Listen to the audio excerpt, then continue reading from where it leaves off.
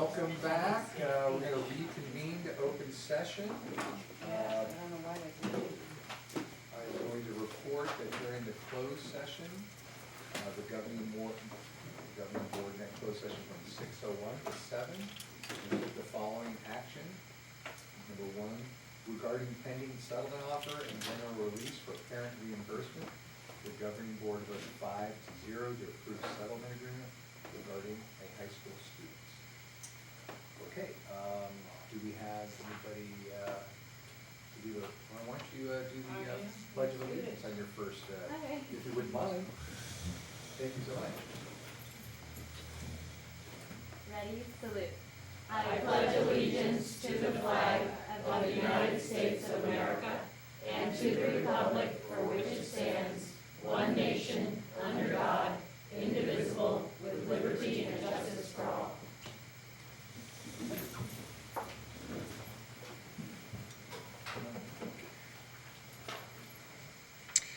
All right, number 7, adoption of agenda as presented / amended. Jane, I believe we're... Yes, governing board, with your approval, item 14H in the consent agenda, we have an error in the title of the position that we are talking about. The original board memo reads to approve change in workdays for the behavior intervention specialist position. It is incorrect. It should be approved change in workdays for the BEST program manager. So I propose that we amend 14H to make the correction in title, please. All right, do we have a motion to approve that amendment? So A second? Second. All in favor? Aye. Aye? Lauren, you get a vote as well. okay. So you say aye, perfect, thank you. So 5 + 1. Thank you very much. Thank you. And my apologies for the error. No problem, glad we got that taken care of. All right, we'll move on to number 8, student, staff, and community recognition. Do we have anything today? No, okay. Sorry, let me open up my active agenda there.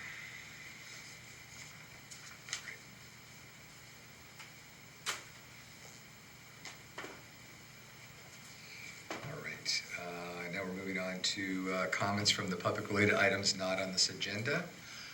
Patty, I'm not seeing any green sheets. I do not have any. Nothing, okay, thank you. We'll move on to number 10, representative reports. Mr. Reardon, CUTA representative, welcome. Well, good to be back. Really, I mean that. Here in August, we'll be back. Well, good to be back here in August in Half Moon Bay, ready for more. We charged the batteries over the summer, and a great thing happened today.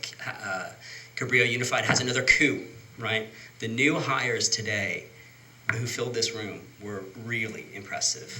I'm not exactly sure how we did it, but we did. From the greenhorns who just were credentialed to the veterans, it was clearly a group that that's going to fit, and we're going to have to all work together to keep them here. Thanks for your time. Thank you. All right, 10B, CSEA representative. Don't see anybody here. All right. We will move on to, we'll move on to 11, reports, information, presentations, but there are none. So we'll move on to number 12, discussion items. A is discuss 2018-19 district and site development plans. That's me. So thank you, Board President Papalardo. Yep. One of the things that you'll see is that the professional development plan, page 2 of the secondary plan was not linked exactly for online, so it didn't print out for you earlier. We adjusted that today, and so we've given you a paper copy of it in front of you so that you're able to see that. One of the things that we do with our professional development plan is have a mixture of district-wide days as well as site-based days so that we could come together as a district for that cohesiveness and collaboration across sites, but then also to have the innovation and the targeted support necessary at sites. So one of the things that you'll see as a common theme for our elementaries is Bridges in Math. As you know, we adopted the Bridges in Math program, and so we're going to be providing professional development in Bridges in Math across the district. One of the new features of our professional development calendars this year in both elementary and secondary is the focus of special education. That's also going to be embedded in the work that we do, and a lot of that is thankful to the work too that Dr. Holly Wade's going to be helping us with. And then once you look a little bit more in detail, you'll see that we have some of the more site-specific needs that are going to be addressed. For example, at the high school, they're going to be going through their WASC accreditation for the Western Association of Schools, Colleges. And so their site-based days are going to be around that WASC accreditation process. Pillarcitos is going to be working specifically more on restorative justice as well as trauma-informed practices, and Cunha will also be doing that, along with the other work that they're going to be doing cohesively with vertical technology alignment, as well as the panorama survey, which you'll see across all the sites. One of the things that we try to do with our professional development is to listen and hear what the needs are, just whether it's through professional development feedback that we get, and also in our LCAP strategic education plan process. One of the things that we noticed, as you remember me reporting, was that the data from Panorama was very different than the prior year. The prior year was more heavy with elementary, and then last year's data was more heavy with secondary. We realized we were also giving these surveys out so early in the year, so we're shifting the time that we're collecting data to January. It used to be in the fall. So those are some of the key features that you'll see in our professional development plans for the upcoming school year. Joy, are the Panorama surveys published somewhere? Or is it? We have the results, but we don't have the results currently published to our school website or to our district website. Just so we have a feel for the questions being asked. I can provide you with that information. We have a recap of the information embedded with our local control accountability plan, but the data and full results are not currently published. We can share that with you though. What is the vertical technology alignment? What does that refer to? What is that? So we're lucky to have our new director of technology, Rick Alva. Oh, he is here. Rick, why don't you tell us about it? No, just kidding. I'm kidding. He's so new. He's only been here for a month. No. I think it's 2 months maybe. So the vertical technology alignment, one of the things that we notice is that we definitely want to make sure that technology is integrated. As you know, we're going to be rolling out with one-to-one devices and having different types of supports that are going to be available at at Half Moon Bay High School and then also at the other sites. So we want to make sure that we're integrating technology, not just in as a tool, but really as an integrated way that we're learning. So it's part of that work. So it's an integrating curriculum with technology. It's integrating the way that we Professional use technology. Okay. Yes. More specific example. Let me see. Do you want to give a more specific example? Yeah, no, I think, can. yes, okay, thank you. So when, one of the frameworks that we talked about in instructional technology. Hang on, Just because come to this. Rick, we are televised and we need to be on mic. So press a little voice Press button. the today. You're putting me on the spot So, Board, by the way. yes, Let me introduce, this is Rick Alva, our illustrious new Director of Technology. Thank you. hi, how are you doing? So when we talk about instructional technology, we talk about the integration in the curriculum, like you were saying.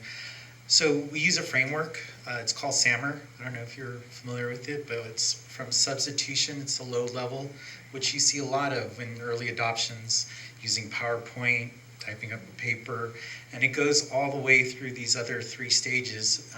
The last one, I hope I'm saying reinvention. And that can be something where a kid's actually designing a web page that has feedback coming from other students that are not necessarily in their class, but they're showing their comprehension in a more advanced and different way than what we're used to, So It's just a simple thing, but it's SAMR if you want to look at that framework. Substitution, augmentation, modification, and reinvention. So those are the levels. Thank you. Okay, thank you. Any other questions? I have a question for Joy. And Yes. Thank you, and really grateful to see in particular at Farallon and Pilar Cita San Cunha incorporation of trauma-based or trauma-informed teaching practices. So my question is, how are we addressing the need for teachers to be able and equipped to be able to deal with the wide spectrum of behavioral and mental health challenges that kids are coming into the classroom with that will get in the way of their learning? We know that from, lots of data out there. How are we supporting teachers being able to deal with that? And that, I think we recognize what an important impediment that can be to any wonderful curriculum, right? If you can't handle the child's emotional side, it's going to be a challenge. So I'm letting you know I'm going to turn it over to you, Holly, in a little bit, but not yet. I'll give the first shot to say that one thing that I want people to know is that this professional development plan is really a part of all of the work that we do in professional development. We also have embedded trainings during staff meetings that we have on a monthly basis. We also have specific teams that go to trainings, for example, our paraprofessionals who last year did handle with care training. And then we have other specialists who support in the classroom beyond the professional development of the teaching cohort as a whole. And I'm going to let Dr. Holly Wade speak a little bit more about how we support teachers and all staff so that kids can be successful in the classroom. Great. A little firmer, yeah. Okay. Well, we're very excited this year to begin launching our paraprofessional learning series. So we're going to provide for our paraprofessionals within our special education departments a series of 6 workshops, starting with the foundations of behavior, emotional instruction, introduction to supporting students with autism, executive functioning, things like that. And at the end, they will get a certificate that they have participated. We're also going to be working in alignment with our performance indicator review plan. We will be working hand in hand with the Bridges curriculum with the elementary teachers. So all of our educational specialists will be training with our teachers in the elementary level. And I'm going to be working with specifically our middle school and our high school. Our high school needs to participate in co-teaching training as a part of our performance indicator review plan as well. And we will be looking at ways to support the intervention at the school site level with principals in developing their SST process. So those are just a few of the things we have going. And then in conjunction with that, we're also doing a parent education series as well. So we'll be doing professional learning for our parents as well of how to support their children, how to understand the IEP process, and we'll do a special series for our Spanish-speaking families as well. Just a few things in the hopper. That's great, and that's very helpful to know, like, Brenda, as far as like that tier of support, that there's a lot of robust training in place. I guess I worry more about like the average teacher in a classroom, not dealing with a kid that has necessarily a special need, but more is hungry or is having some challenges at home, is worried about their parents getting deported. Is just these normal day-to-day stressors that we know in education in our country. We haven't done a great job of seeing that child as having a symptom of an underlying need that needs to be addressed in a compassionate, empathetic way, as opposed to they're a bad kid. And it's almost that mindset that that I think about is how do we make sure that we have that support for everyone that's interacting with that 80% of the time, right? That first tier of support, that we don't kind of bump kids into that higher tier of needing support because they go on years and years and years of being told they're dumb, they're ADD, they're whatever, when really it's like they're hungry or they're worried, That I feel like is a big opportunity, and I don't know if there are ways, if this is so set in stone. I understand the prioritization, especially I understand in elementary math is going to be a big thing, and I fully 150% support that. But if it's through the staff meetings, if it's through softer things, I love that we see it robust and spelled out as a priority, because I think that does send a message to people that this is important enough that it's a topic. Where that is not possible to do, I'd love to hear more about the progress as we go throughout the year of like, what are we doing to help teachers just in that day-to-day, right? That first year support, to see each kid as being like a whole emotional being and not being a bad person when they're not sitting still at their desk. That's what I'd be really interested to hear more about. And if there's an opportunity to integrate that and revise this, wonderful, and kind of carve out maybe where, or build into even the curricula pieces or the special ed pieces, like a heavy component of that explicitly, I think that can go a really long way. Thank you for the comments, and we'll definitely take that into consideration as we plan our embedded professional development in other ways and the trainings that we have. One of the things to know in terms of how these professional development plans are developed is that they're done in conjunction with the district, but also at the site level. So the site level leadership teams put together the professional development calendar and give feedback not just to this, but the other collaboration meetings that happen throughout the year that are another layer of professional development that we have that you don't see here. Not just staff meetings, but they're the times when teachers come together to work on understanding their craft better. So whether it's in looking more specifically at content, whether it's looking at data for students, and understanding what are the barriers that our students face and how we can work together as a team to tackle those barriers. So I think that with understanding that, we are definitely always looking at how we're going to shape and having a vision moving forward. The professional development plan moving next year, which is 6 days plus 1 full day, but really there are a lot of other layered pieces that are involved. And I know that at all of the sites, we also have other types of supports, as Dr. Hollywade was saying also, that it isn't just that there's these higher tiers, but those tiers are also pushing down into supports in all classrooms. So I don't think we're really trying to shift this idea about it being tiered, as it's that we all need to be working at all the different levels to support students too. So, but we can definitely, as the year goes on, give you more updates on how we're doing with that. Yeah, and just if we feel like we're moving the needle in that regard, and the teachers, and maybe it's, I don't know if it's something we call it panorama, or I know that's like a very fixed thing, but like to get a sense of like, do they feel they can better handle it? I've just gotten a sense over the years, there are oftentimes even some of our best teachers feel like, I see there's a problem, I just don't know what to do, right? So maybe that's a good gauge of progress there, is like how the teachers, do they feel like they can handle these various situations a little bit better? So, my last question, because this is, I do appreciate this, like a small snapshot of all the development that goes on, and there's a lot of personal, like individualized development. Do we have a philosophy or a general approach to development of, I know there's specialized programs for the administrators, but other staff, and I think a lot about yard duties, because they get to be with kids at some of the trickiest times, and I often wonder, do they have the best support that they need to be able to support the kids, like when they seem to get in trouble the most?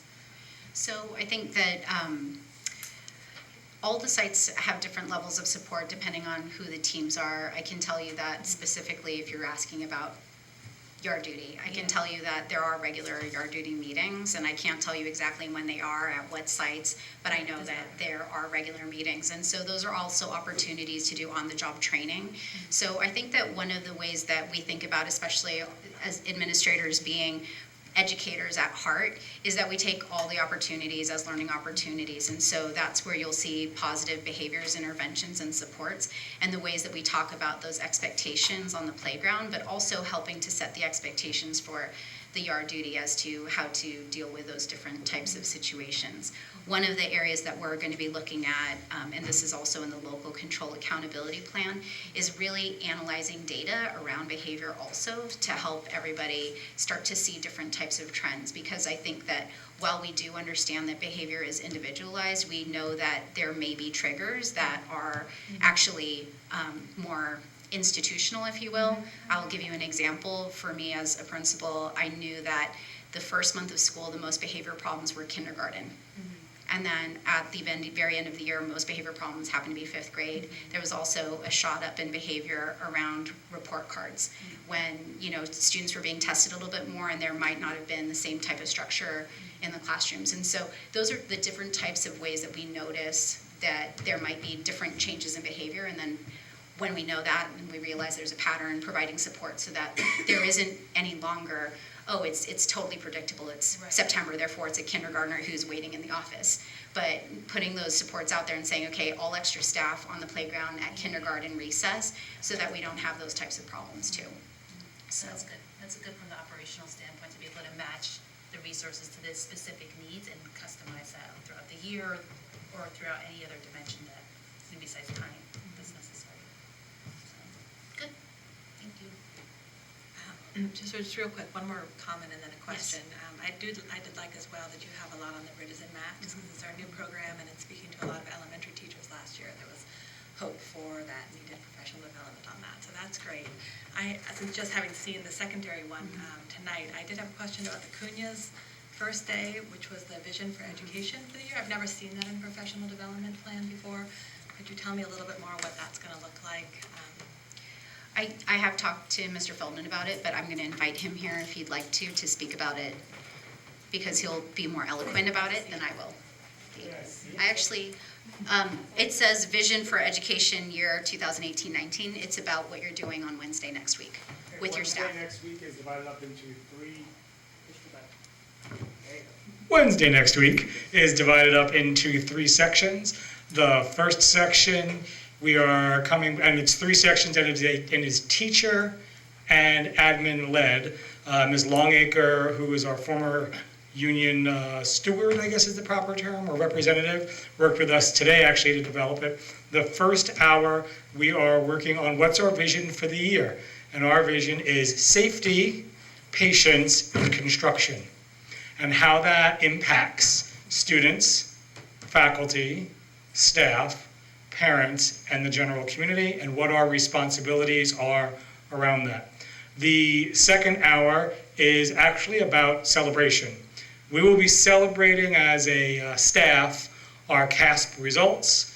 We will be celebrating some individual teachers, and we'll be celebrating the entire staff. We have magna cum laude, summa cum laude, and cum laude, and everyone will get a celebration because between our ELD redesignations of 55 last year, our CASP results in every subject in 5 out of the 6 grades that went up by a lot. We have decided that to start the year off with a celebration and the vision of how we move forward. That it's not being stuck on an elevator as we learned about, but it's moving forward. And then the last hour of the day is our visions for what we're calling anchors: beginning, middle, end. And each of these separate hours will be divided up by icebreakers and community building activities that we believe, and they're run by faculty, and that we believe these icebreakers will be able to be replicated in the classroom, so they're models or examples of how teachers can start off the year by building their community. So it's 3 separate 50-minute, not 1 hour, 3 separate 50-minute sections.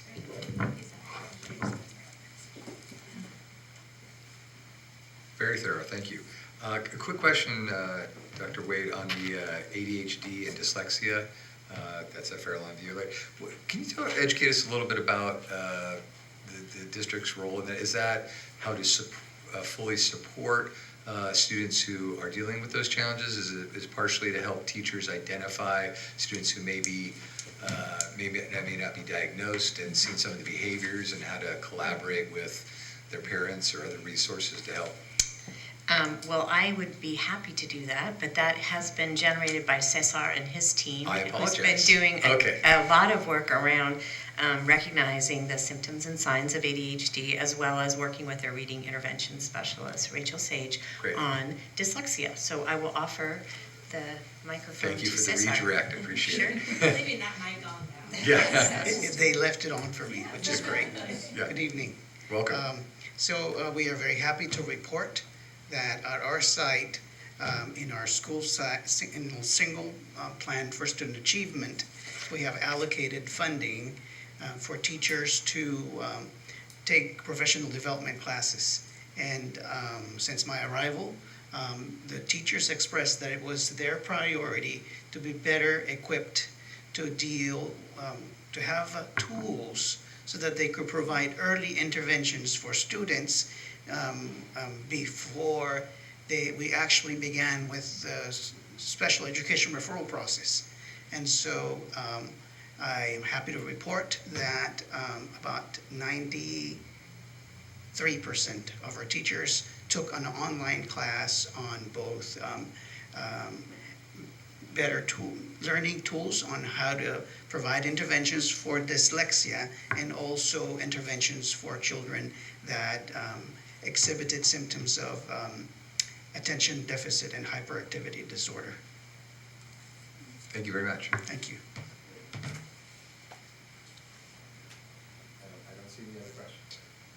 I just want to make one last comment. I think that, as you can hear, there's a lot of thought that goes into the plans, and I think that I really appreciate how I feel like our district has come to a nice balance of being able to put together that collaborative effort toward projects that we need to do together, for example, the bridges and math adoption, but then hearing the innovation that's coming out from the different school sites about the things that they're really digging deeply in and becoming leaders in the school district on those topics. And so I just really think the work that the principals have done on their sites with their teams on that. Thanks from all of us. Thanks for calling that out. Did you want to touch any further on the secondary? Or that we've got it covered. Okay, great.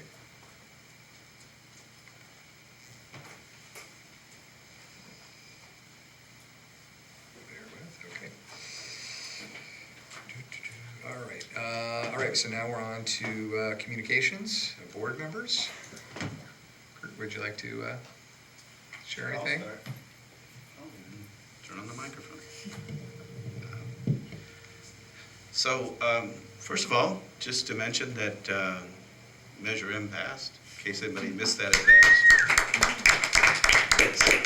And we should all be quite happy, and if anybody ever doubted about the power of a vote, this should help you look at it differently, because this was a very close race, and I'm thrilled, and I appreciate the heavy lifting by Rob and Freya for months that helped make this a success, and everybody else that participated and voted. Thank you all for that. Just to tag a little bit on the last comment about the professional development, you know, I'm really thrilled at the variety of tasks that have been self-identified by staffs at the different site.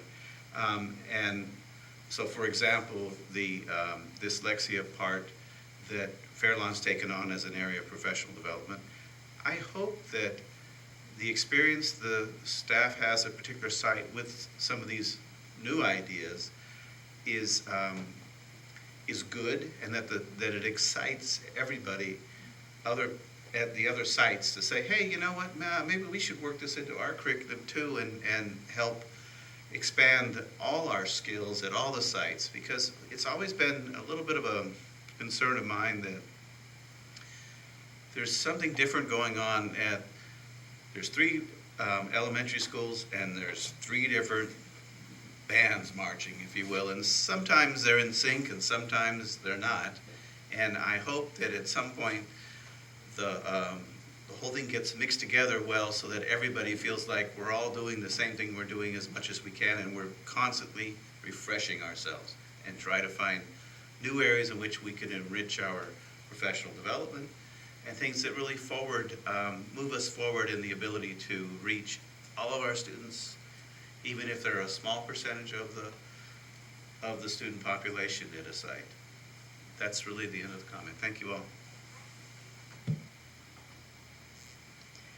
I'm also excited that Measure M passed, and as Kirk mentioned, how votes matter. For anyone in the room that doesn't know, it was 5 votes.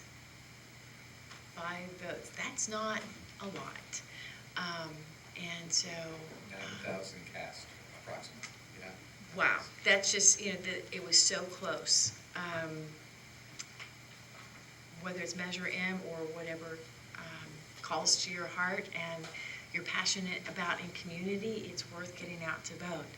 I'm also impressed with all of the planning that's gone in for professional development at all of the sites. This is the first time I've heard about the online training opportunities, and as a government employee who has to do online trainings, it's nice when it's content and something you really want to learn about. So kudos to the 93% of the teachers that took the time to do those online trainings and help plan with all of that. The last point that I wanted to make is a thank you to all of the board members and administrative staff that participated in our retreat. We had a 4-hour working meeting. It's my lesson learned being on the board is it's hard to have complete conversations.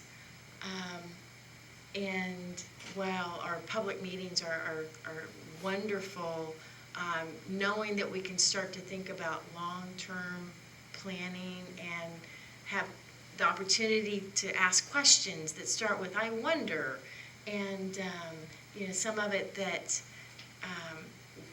much like you've already seen illustrated with Sophia asking Joy about some what-ifs and being able to articulate why and how behind the plans. I think that's very helpful and constructive. And so I look forward to seeing how some of our long-range plans evolve over the coming year. Thank you.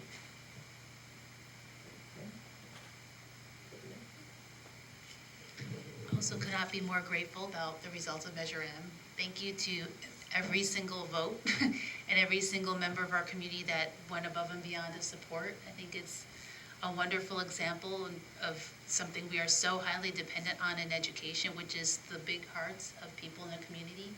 People being able to step beyond their own selves and their own group, if you will, and think about the larger common good. And education is certainly among the most important pieces of being in a society, besides maybe healthcare, housing, food, right? Like, to have a public and a community that's well educated is essential to the health of our community and the future of our community. So thank you for every single person that did anything to support us during that process.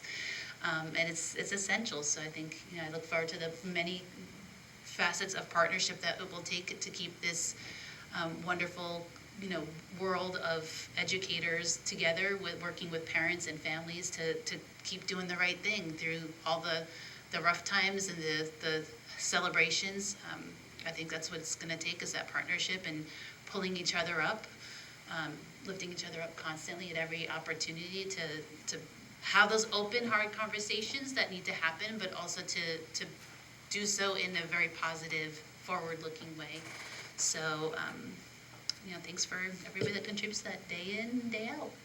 Even probably when you're sleeping, thinking about it, huh?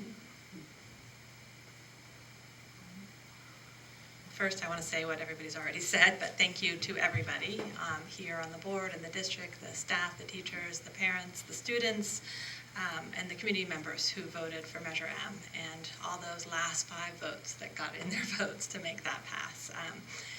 Pacifica at one point passed a parcel tax by 1 vote, so we didn't quite get that low, but still, 5 votes makes you realize that every vote counts. So thank you very much, and I just want to kind of give my commitment to, being good stewards for that money for the community, to make sure that that is being spent and used on all of our district sites in a way that will benefit all of our children and the whole community as a whole.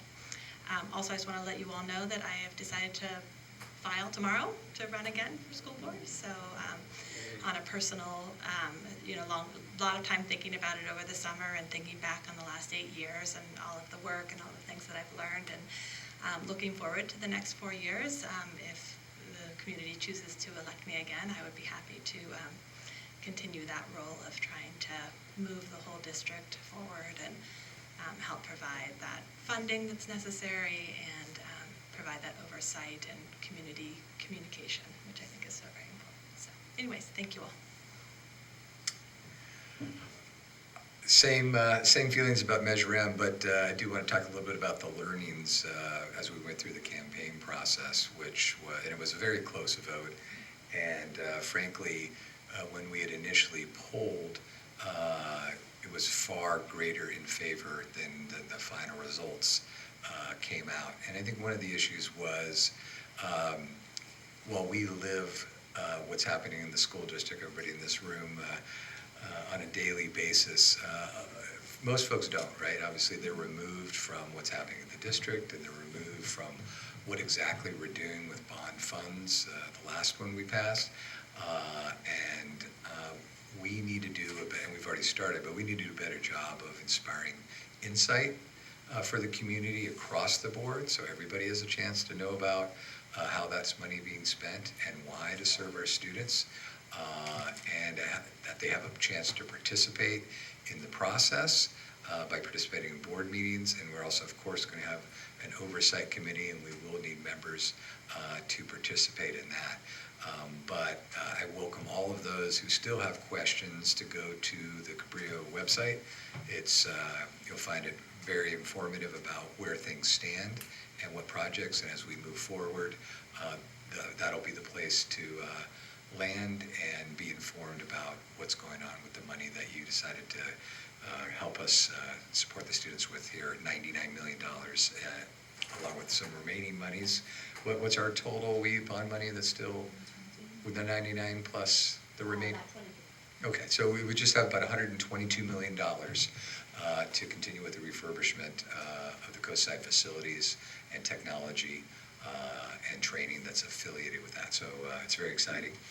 And just to mirror Frey's comments, we talked about it today, and I also am going to file my papers tomorrow for a third term. So it's been an incredible experience for me the last 8 years, and I've learned a lot, and there's still some work to be done, especially related to some of what I just talked about, the bond, and there'll be other parcel taxes and other things to deal with, but I'm excited, so we'll see what the community has to say about that. And thanks to all the staff that's here tonight and the site leaders who are out creating that initial energy and everything we need to have a great school year for the kids. And I'm thrilled to hear a couple of data points that the new hires are really fired up. We heard that from Jane in closed session, and it's been mirrored across. So in this competitive teaching environment, that's hard to do, and I know we started the process really early this year compared to prior, and I think the staff deserves a lot of credit for those efforts, and I know we have a few left to fill, so good luck with the rest of it.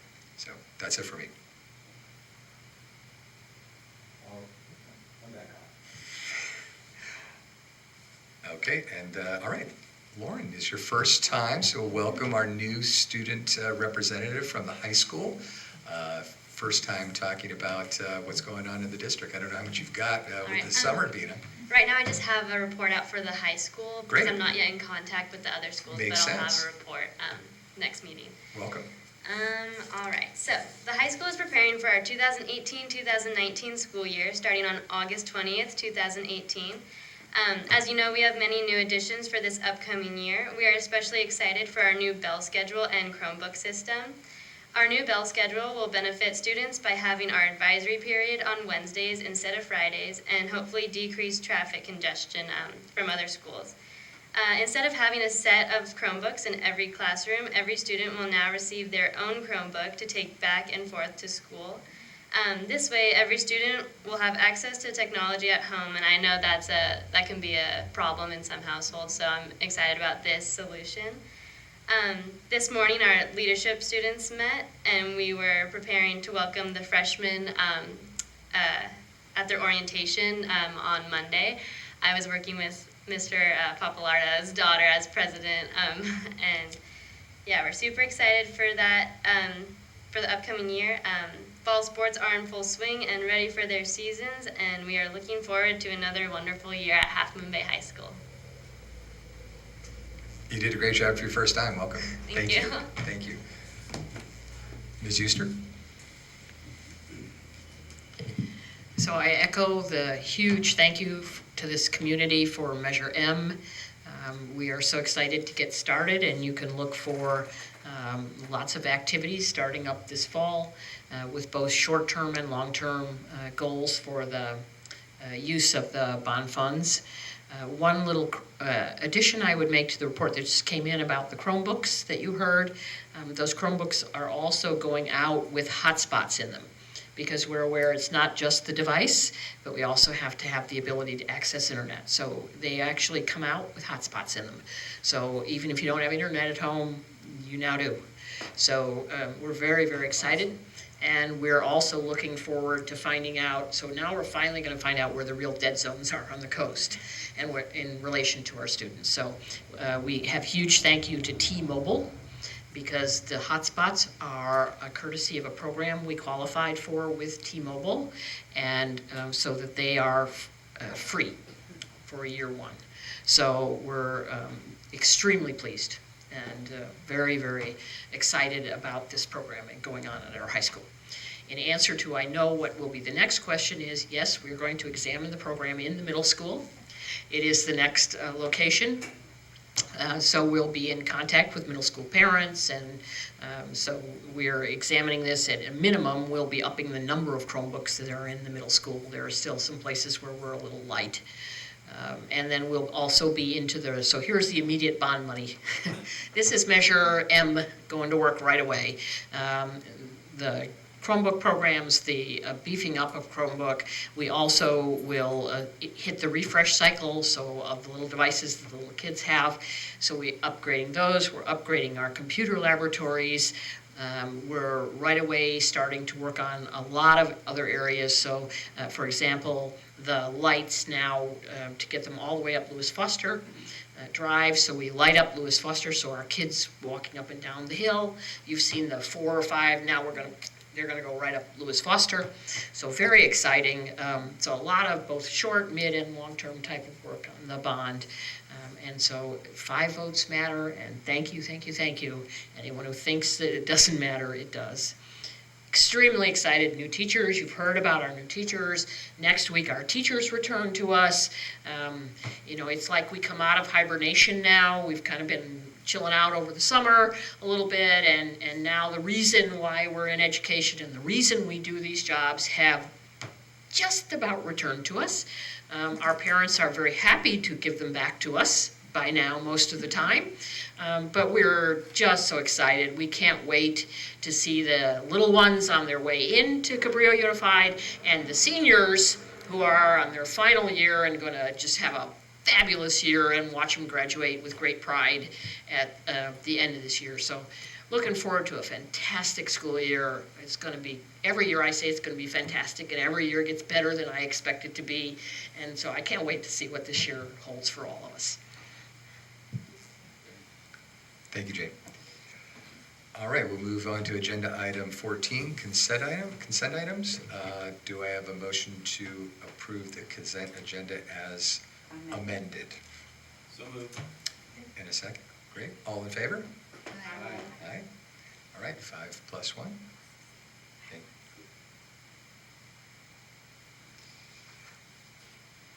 All right, we'll continue on to 15, action items. 15A is approve amendment number 2 to facilities lease by and between Cabrillo Unified School District and Block Construction. That's okay. Crystal, you're up whenever you're ready. Measure in.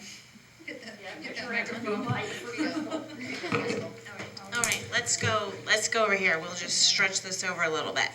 Okay. I hope you all had a wonderful summer. If you can recall, on the June 21st meeting, the board approved increment 1 of the Cunha Building C repair. Tonight, I bring you the request for approval for increment 2. Increment 2 incorporates the total project DMP from increment 1 and 2, but it is it's brought to you because the DSA plans have been approved for the interior demo as well as the reconstruction of the building. Any questions? I have one of the things that in this contract that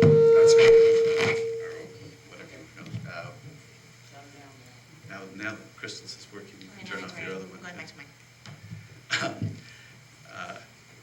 Moving right along. So my question is the section on value engineering. And the question is, what is your process really for making sure that when decisions are made, first of all, this is a revision to a plan. Value engineering is looking at ways of saving costs during a project. And what are your criteria, or what is your process for making decisions in that direction? How do you know that you're making the right decision in terms of that this won't come back later to be an area where we should not have tried to save funds, since past would indicate this has often been an issue? So value engineering takes place during the design phase. While the full team is in attendance, our current team that is a part of the process of the design team is different than before. The players are a little different.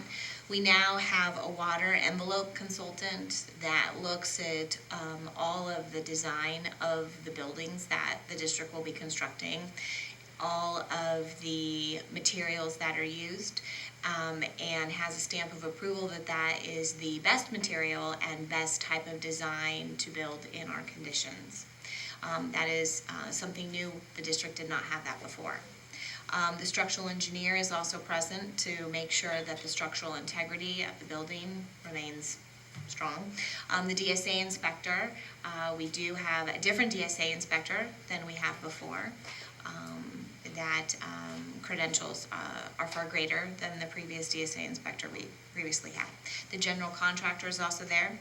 And then also we have several district representatives, from the facilities team to myself. Sometimes Superintendent Euster are also there, especially if the conversation of value engineering comes up and items are brought to the table as far as savings or design.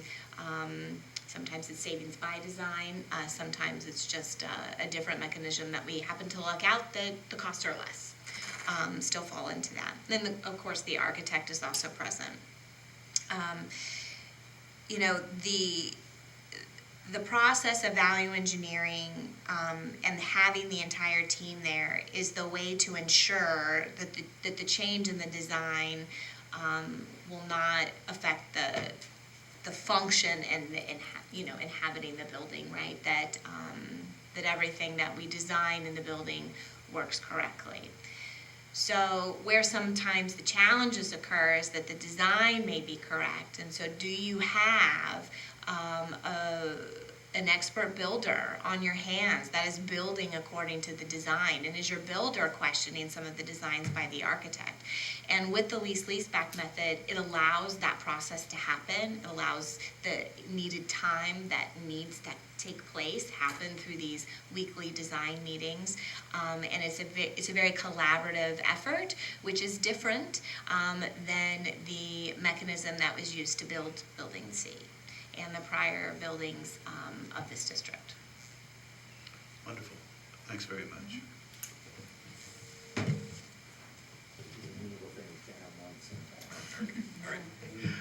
All right, so do you have a motion to approve the amendment number 2 to the facilities lease? So And a second? can I just ask, sorry, can I just ask one more No, question? you were out of questions, sorry about that. Second it, and then you can have more Yeah. discussion. Okay, You okay, wanna second I'll it? second it. All right, Sophia seconded it, Okay. and she has a question. Okay, and I have a question. So that price that we saw there, 17.1 million, is that expected to change, or has there been enough assessment done at this point that we think that's a pretty firm number? So with lease-leaseback, we have the wonderful acronym of GMP, also known as Guaranteed Maximum Price. So the list, you can see on the GMP the costs out of all the bids that returned for each section of repair or area of work within the building.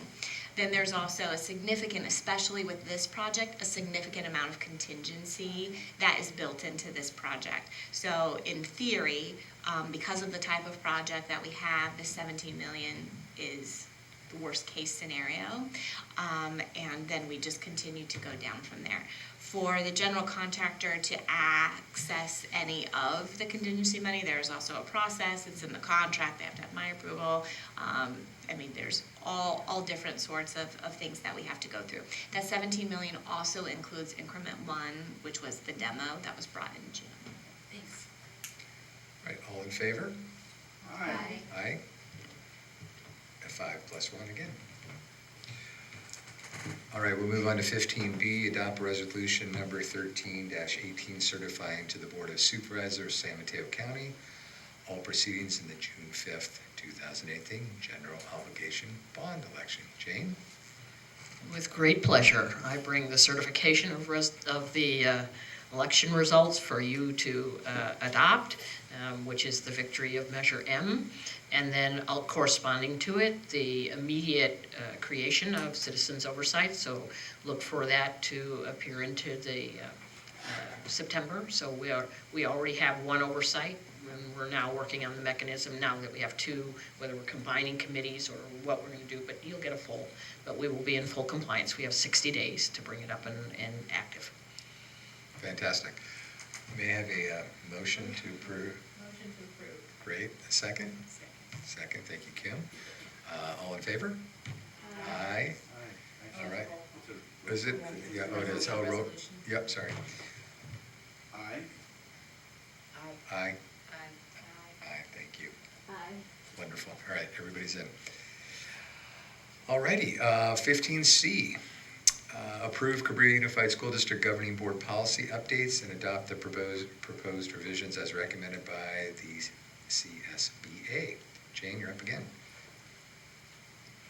So as you know, pretty much on a monthly basis, we are bringing board policy up and administrative regulation updates to you so that we can keep our district in compliance with federal, state, local law changes, court cases, lots of things that cause us to want to keep our policies, and occasionally some very local things that also bring us to a board policy.